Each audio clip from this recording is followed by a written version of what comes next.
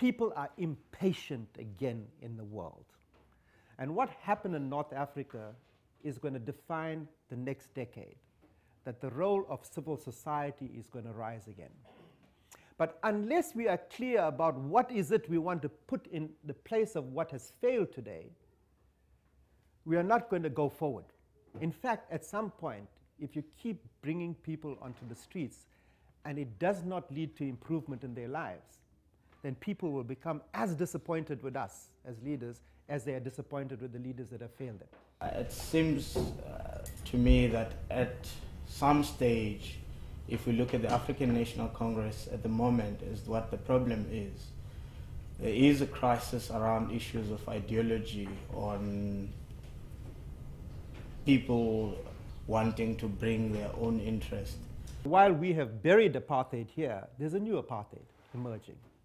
There's a new apartheid even within our country, between people that have benefited from democracy and people that today continue to live where conditions deteriorate and where poverty remains persistent, where inequality is growing, where corruption flourishes, and we have to ask ourselves the question, why?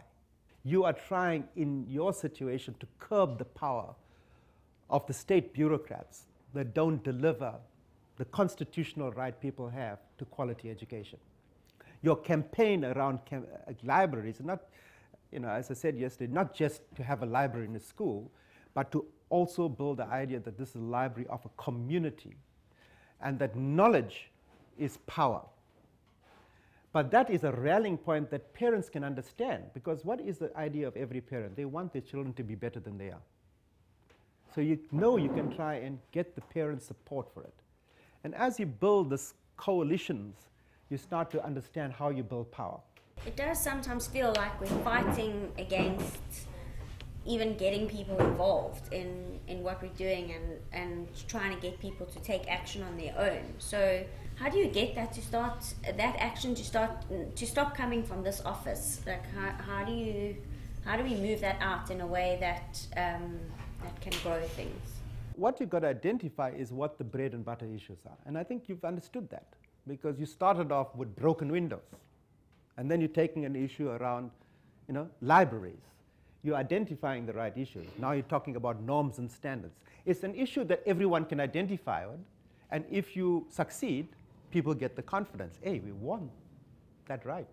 That means if you organize more people, we'll win more rights.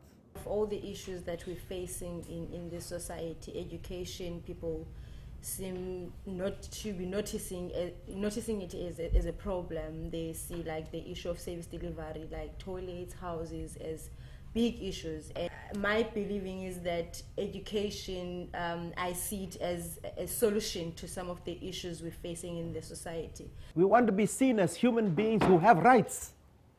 That's what we're fighting for. So when you talk about, is not education more important than everything else? Yes. But that fight for access to a toilet or to a house is like our human rights. So the right to education is like a human right. And the fantastic thing about it, it's written into our constitution here. Unlike in Bangladesh or even in Egypt. It's how do we use these tools that we have to build the organization that's going to speak truth to power and confront power. And if we want the education system to work, then we want to have teachers that come on time. We want to have teachers that are committed to teaching properly and are prepared.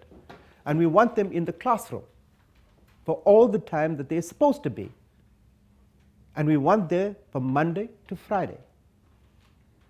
So I think that there's an approach to unionism that we need to start talking about.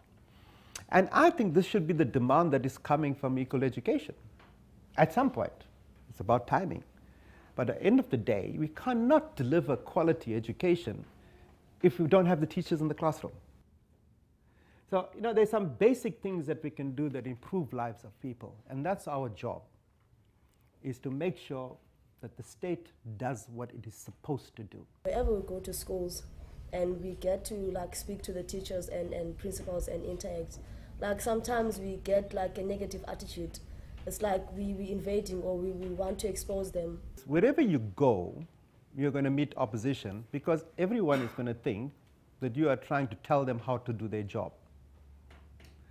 Also, if you're asking for rules to be implemented, then there are good teachers in every school, and there's some bad apples as well.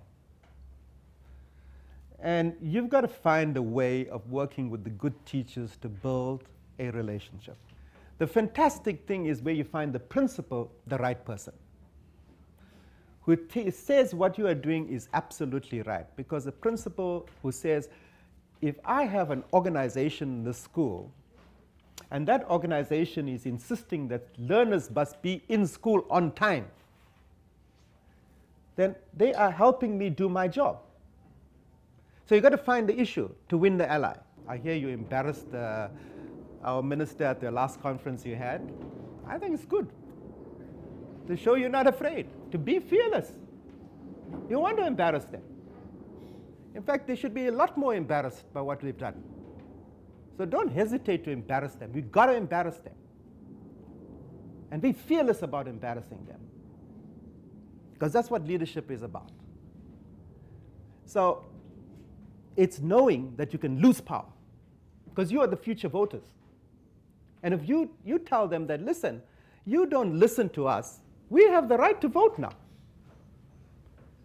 And we're not voting for a politician or a political party. We're voting for a better life. That's what we committed as a movement in 1994, to deliver a better life to our people. It was our contract with our people.